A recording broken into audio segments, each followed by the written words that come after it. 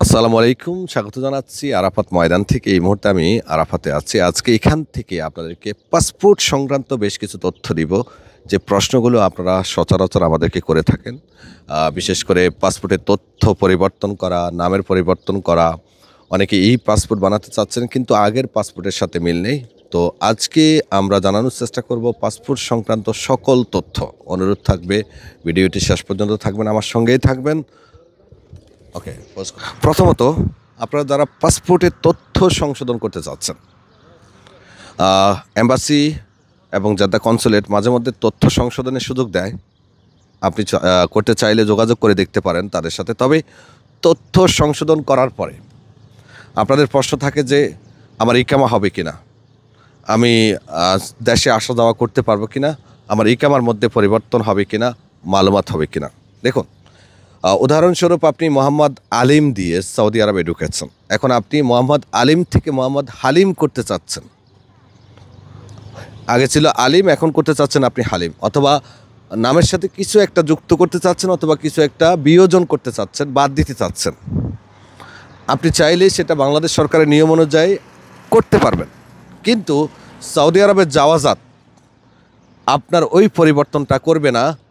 এর কারণ তারা আপনি যে পাসপোর্টটা নিয়ে আসছেন, যে তথ্যটা আপনি দিয়ে আসছেন, প্রথমে আপনি যেটা এন্ট্রি করেছেন যে নামে, সে নামটাই থাকবে। আরও যদি সহজ করে বলি, আপনি যাই পরিবর্তন করেন না আপনার পাসপোর্টে, সেটা জাওয়াজাত সরাসরি আপনাকে কোনোভাবেই আকামার মধ্যে পরিবর্তন করার সুযোগ দিবে না। আপনি পাসপোর্টে পরিবর্তন করার পরে আপনার পাসপোর্টটা মালুমাত হবে, শুধুমাত্র আপনার পাসপোর্ট নাম্বার পরিবর্তন হবে এবং পাসপোর্টের মেয়াদটা পরিবর্তন হবে। আপনি যা সংশোধন করেছেন সেটা কিন্তু আপনার আফসিরে বা আপনার ইকামাতে সংশোধন হবে না।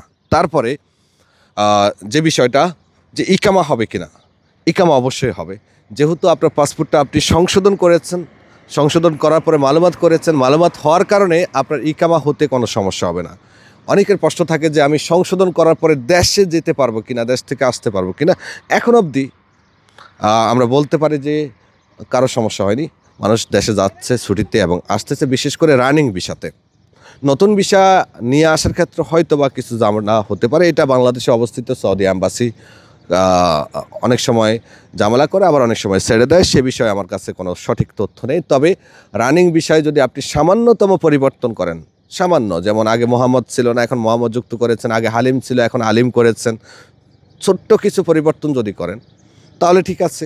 আপনার আসা যাওয়ার ক্ষেত্রেও সমস্যা হবে না, আপনার ইকামা হতেও সমস্যা হবে না, মালুমাত হয়ে যাবে। শুধু আপনার ইকামার মধ্যে ওই যেটা আপনি পরিবর্তন করেছেন সেটা পরিবর্তন হবে না। হ্যাঁ, এখানে কথা আছে, অনেক সময় সৌদি জাওয়াজাত আপনার পাসপোর্টের মধ্যে যে নামটা আছে, আসল পাসপোর্ট যেটা আপনি নিয়ে আসছেন প্রথমবার, সেই নামের সাথে কিন্তু আকামার মধ্যে নামটা ভুল থাকে।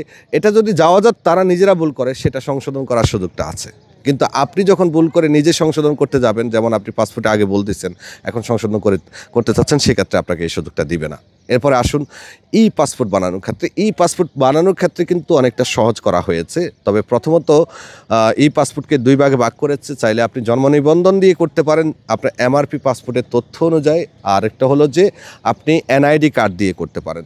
যদি আপনি এনআইডি কার্ড দিয়ে করতে চান, সেক্ষেত্রে আপনার পূর্বের পাসপোর্টের সাথে যদি কিছুটা তথ্যের গরমিলও হয়, এতে কোনো সমস্যা নেই। আপনি এনআইডি অনুযায়ী ই পাসপোর্ট আবেদন করতে পারবেন এবং নতুন করে ই পাসপোর্ট পাবেন।